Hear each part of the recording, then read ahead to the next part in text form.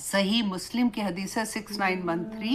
It's just a reminder, आप में से बहुत से लोगों को ऑलरेडी ये आती होगी।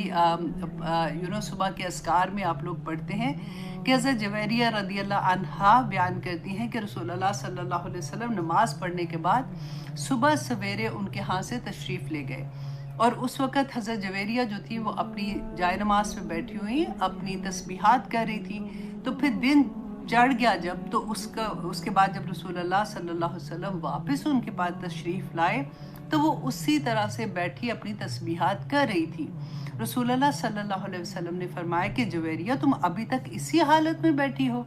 उन्होंने कहा कि हाँ, आप जैसे छोड़ के गए थे मैं उसी तरह से बैठी तस्बीहात कर रही हूँ। उन्होंने अर्ज़ किया कि रसूलुल्लाह सल्लल्लाहु अलैहि वसल्लम ने फरमाया कि अच्छा, तुम्हारे हाथ से जाने के बाद मैंने 4 कलमात 3 बार कहे, अगर उन्हें तोला जाए तो तुमने अभी तक, आज के दिन में अभी तक जो कुछ पढ़ा है वो उनसे भारी होंगे।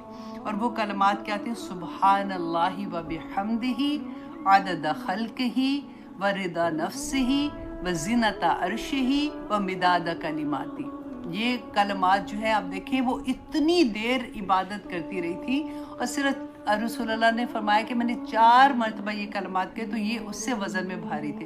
तो आप लोगों में से आई एम श्योर सभी पढ़ते होंगे, लेकिन जो अभी नहीं पढ़ते हैं तो उनके लिए जैसा रिमाइंडर कि आप सुबह शाम में ये कलमात पढ़ लिया करें।